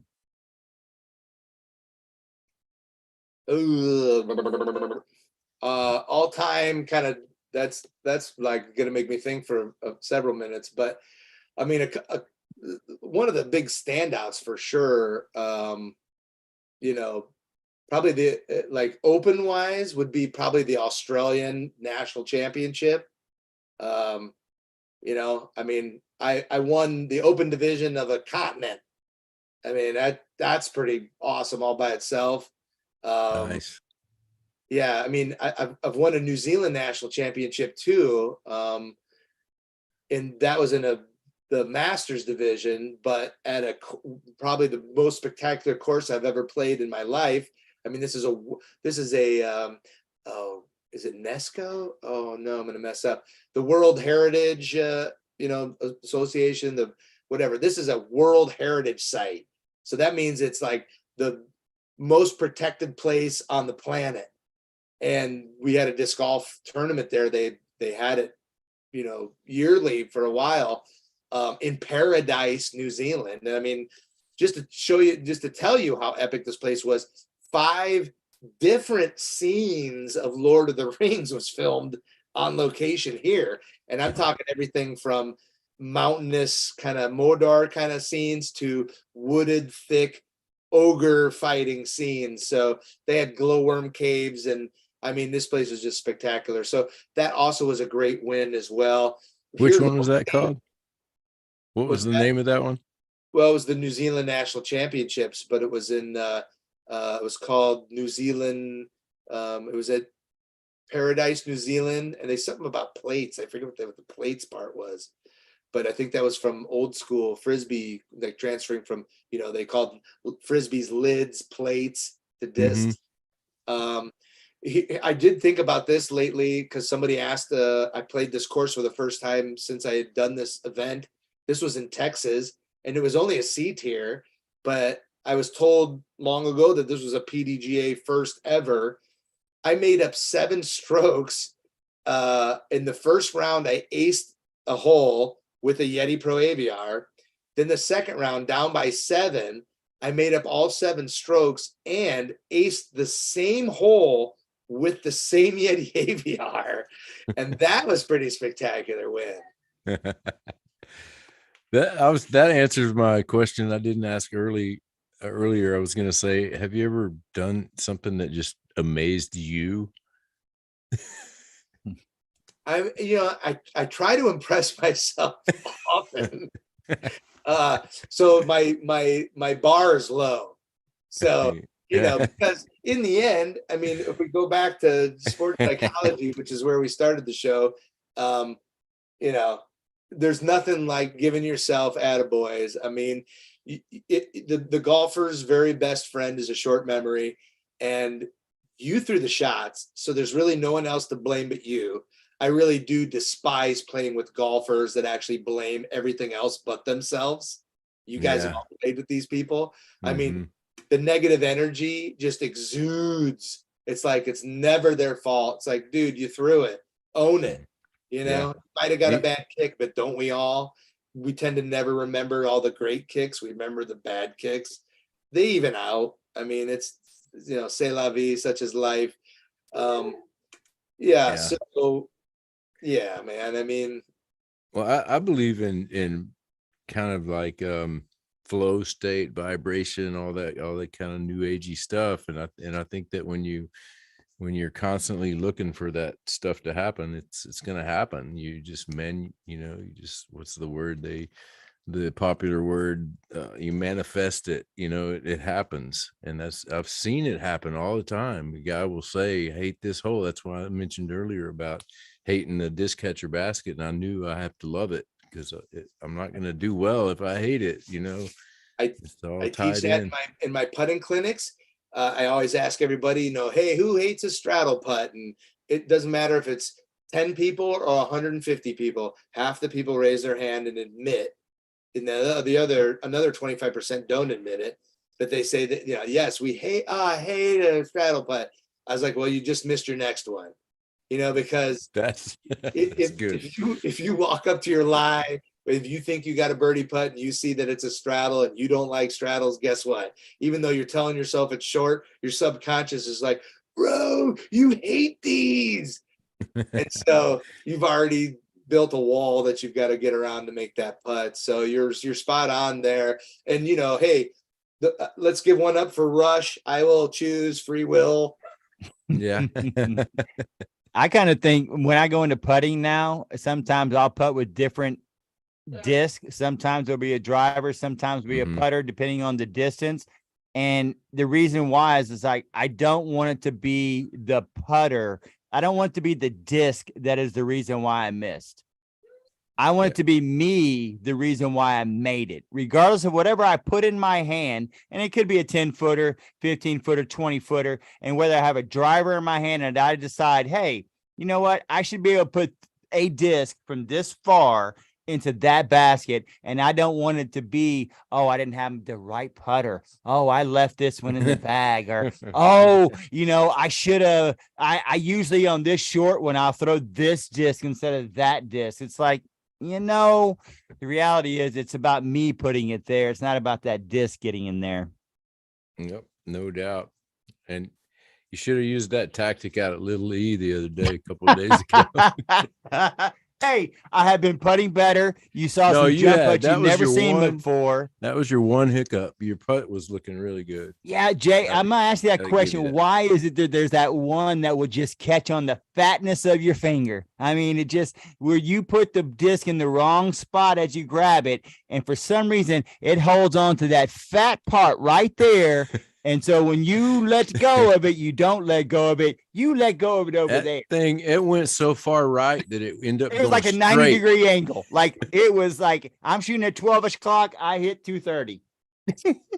Yeah, I mean, it happens to all of us. I It's watched a the misfire. City Open, but you hope it's a half of a 0.5% of the putts that you're throwing that week or whatever it is. It happens off the box too. And I was thinking of you mentioned Mace Man earlier. I saw him get hit point blank off the box. He's standing off to the right. Oh, and my I've done friend that. grip locked it and hit him right in the shoulder, and he handled it like a champ. He turned like beet red. But I'll tell this story about that same thing.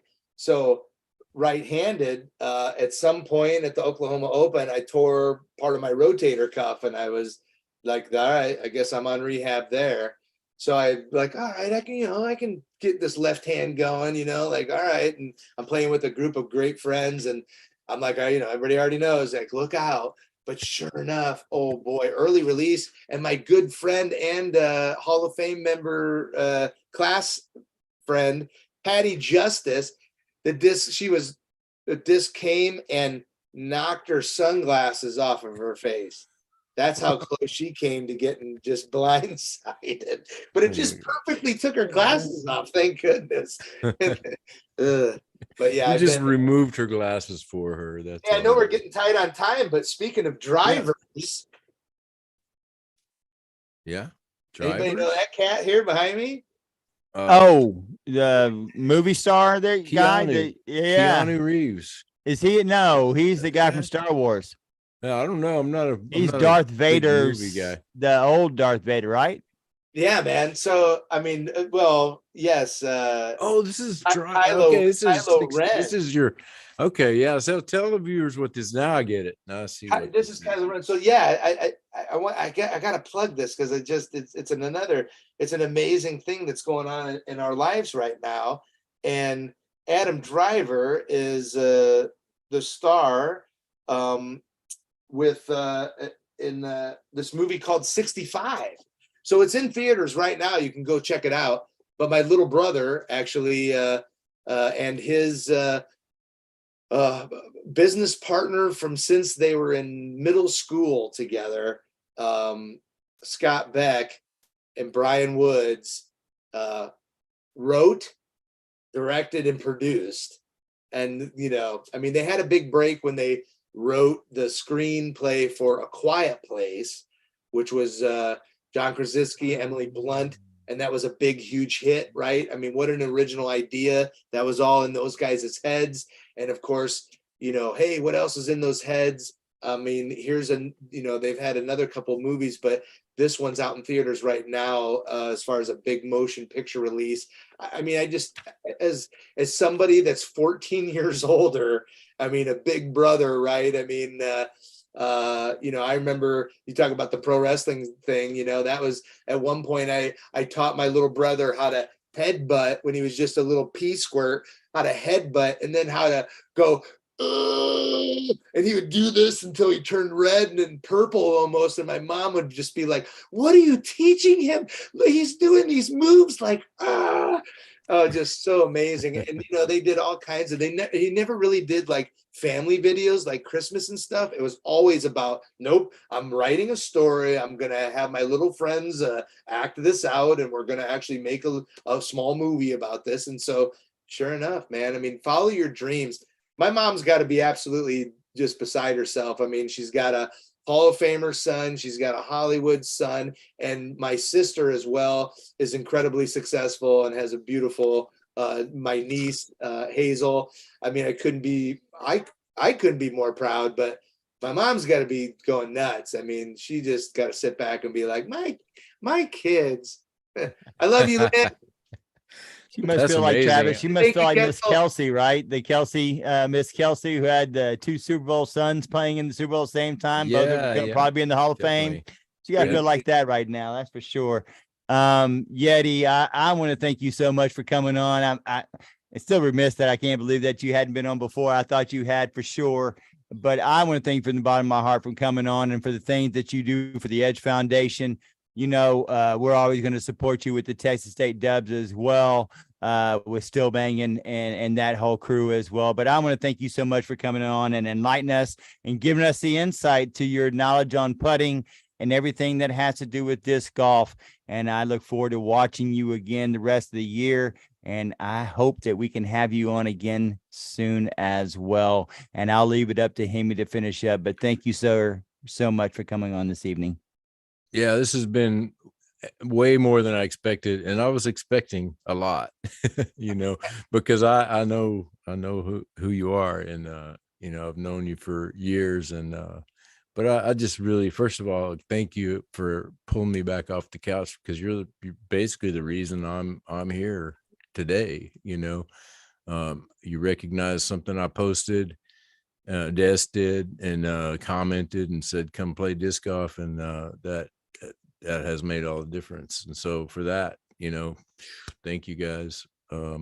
Love you so much. I want to see good things at the Tim Selinsky Masters. I'm looking forward to checking in on that thing. And I mean, I got second this last year, battling Barry Schultz the whole time. I was really upset that they, my last round in the rain, I had to push. I was down by, more than just a couple, but I was in range. But I was at the spot where, like, all right, I've got second place. I think I got this wrapped up. It's pedal to the metal, take down Barry Schultz, who seems to win every single Tim Selinsky U.S. Masters. Take a look at the stats. I mean, I've come third a couple times. I've come second a couple times, and I was second again to Barry. So it's only first from here. So we'll see. I appreciate that, Hemi. Thank you, Chris, as we'll well. Be watching. I got to give my sponsors a quick shout out. I mean, 40 years of Innova disc golf. Dave Dunapace, 1983, changed the sport of disc golf forever. The triangular beveled edge disc. What an amazing invention, to the Frisbee. I mean, this is why we're watching players do the things that they're doing today. It's just absolutely awesome. I'm very proud to be sponsored by them and have been supported for, almost 20 years now. Next year will be Des and I's 25th consecutive year on tour. I don't know of anybody else that's toured more than that consistently. People have done it, but taken breaks and stuff like that. We've done it since 1999 and forward. And I'm just feel blessed, man. We don't have a lot of we're not wealthy in the background, but yet we're wealthy in the heart and in our bodies and who we surround ourselves with. So I feel incredibly blessed. So thank you, Innova. Thank you, Grip Equipment. Thank you, Zuka Carts. Thank you, Groundbound. Thank you, Big Country Beef Jerky, new sponsor for this year. Use code Yeti for some incredible Texas-based beef jerky. All my sponsors over the years, whether it's been Patagonia or Maui Gym, all these guys, Keen Sports, Solomon Sports. Sorry, I'm going on. I'm going to plug one more because Des actually has a beer coming out for the capital of Texas, women's only A tier. Awesome. Brewing, Throw Pink qualifier. Des has got her own beer coming out. So we're constantly busy. It's unbelievable how many things that are going on.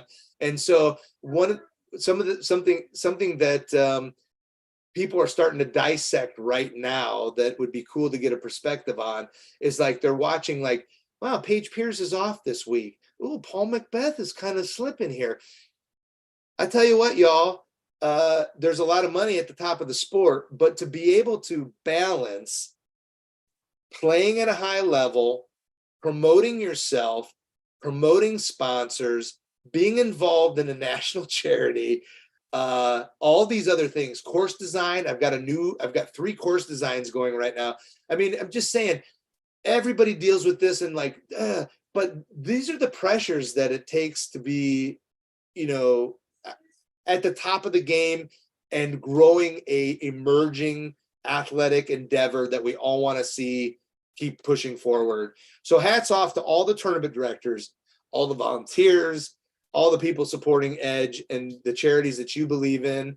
It takes all of us to do what we're doing. And I just feel so blessed to be involved. So thank you for the platform. Appreciate you guys. Thanks for spending so much time with us, Jay. And just thought popped in my head. It's like, so all you guys with ADD, just go do stuff, because look at that plate. Your plate is full. I really appreciate you guys spending so much time. And there's so much more. We could have a part 2, and there's a lot of questions that I had left. Maybe I'll come to Austin and hang out, and I'll ask those questions in person. Yeah, there you go. But anyway, have a great night. Cheers, guys. Have a great week. Enjoy this weather. I'm loving it. We'll be watching. We'll be watching, Jay, and we'll be reaching out to you soon to have you back on again, and look to having Des on again as well. And thank you so much for bringing my man, Mr. Hemi, back. I really appreciate that. It means the world to me. But thank you again. We'll be watching for sure. All right. All right. Well, Dave, like you just said, it lasted a lot longer than I thought it would, and it gave us more than I expected as well. I'm so happy that we were able to have Yeti on for our first show live on YouTube, and it's just been an amazing ride. I can't wait for the rest of the year. And did you have anything else to say before we go? I'll Because just if not, thank you for all your hard work, all the crazy memes, and I had a lot of fun with the Buddha bishop stuff. Got some good laughs. Keep it up, the good work, and yeah, I appreciate it. It's good to be back. I appreciate. Well, you give me great ideas. You know me. I don't really have great ideas, but if you give me something, I can run with it. That's for sure. And you make it really easy, because what I've always said is you have a creative genius restlessness about your soul. I love your music. I love your art, and I love your intuition and your thought on a lot of subjects other than just disc golf. And that's the one thing that I think the Fling Show has kind of brought us together. Was it's just not always about disc golf. A lot of times it's about what's here. It's about the fellowship. It's about the enjoyment. But you and I have always tried to keep the Fling Show positive, and I really appreciate that. And that is our platform, is always to be positive and shed light on those who need it shedded on the most, and who gets shedded on the least. That is for sure. But as we like to say before we let go of the Fling Show, first off, it's not a Fling Show until we see Mikey rolling over. Once again, love you, Mikey. World Championships. Can't wait to see you in that again as well. But as we like to say before we leave the show is go play disc golf and throw something in the air. That's and right. Hemi, you and I are going to go throw something in the air this week, possibly tomorrow if you got a shot. All right. I'm itching. Let's go play. All right. Peace, folks. Good night. Good night. Y'all be safe. We'll see y'all next week. Thanks, guys. Thanks, PDGA, for doing everything you do. All right, man. That is awesome. Thank you, Yeti. Good night.